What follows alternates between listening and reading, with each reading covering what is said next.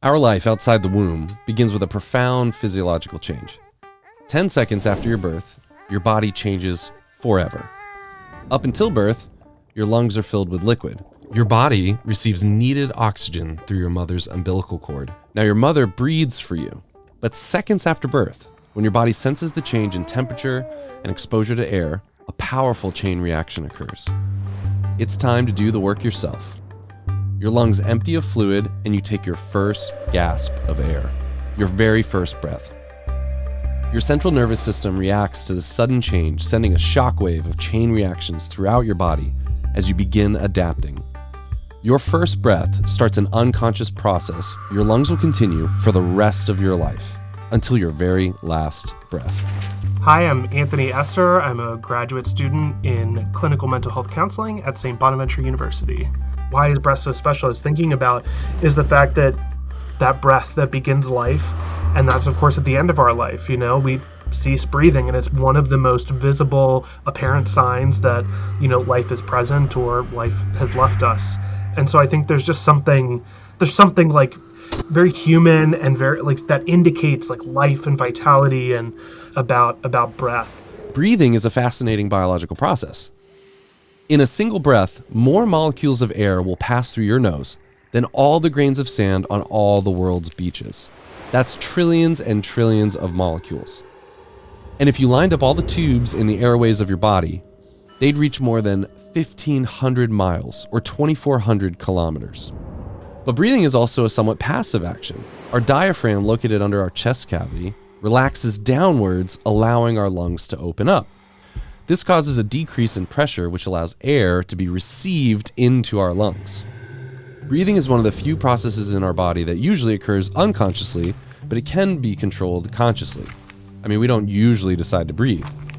But we each take more than 25,000 breaths in a day, whether we decide to do it or not. And we do have a relationship with our breath. Our breath is seen as sacred in many religions.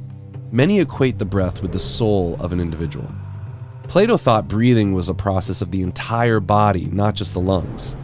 And for a very long time, not breathing or ceasing to breathe was the sign that someone was truly, really dead.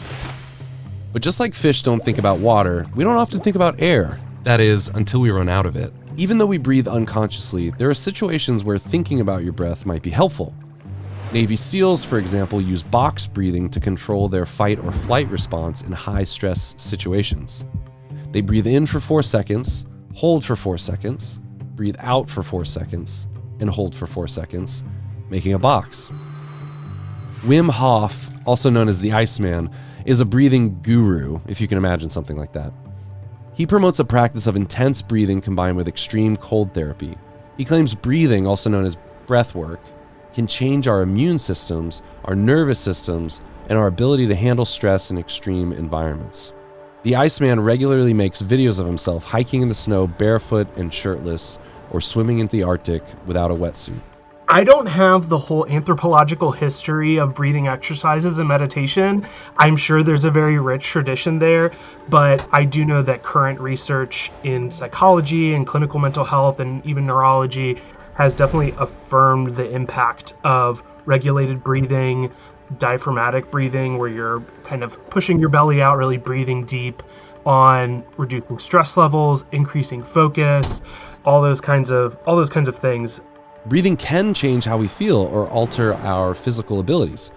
James Nestor, in the book Breath, The New Science of a Lost Art, claims that changing the way we breathe can increase our quality of life. He claims mouth breathing is an evolutionarily bad habit we've developed that causes all sorts of problems, both physical and mental. Changing the way you breathe, says Nestor, can help you live longer. In Greek, the word pneuma means breath, wind, and spirit. In the Bible, the Spirit of God is referred to in Hebrew as ruach, or the breath of God.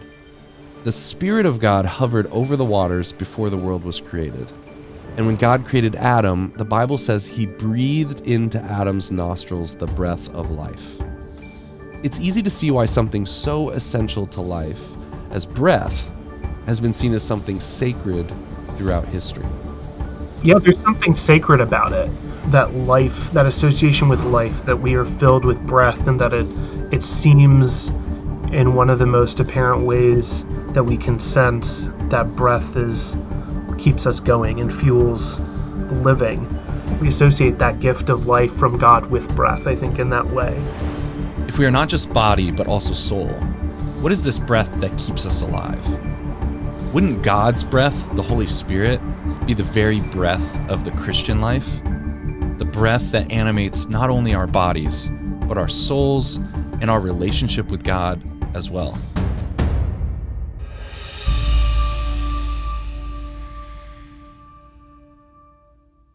This is the Catechism of the Catholic Church. It's the official summary written by the Church of everything Catholics believe. So it just sits on the shelf collecting dust.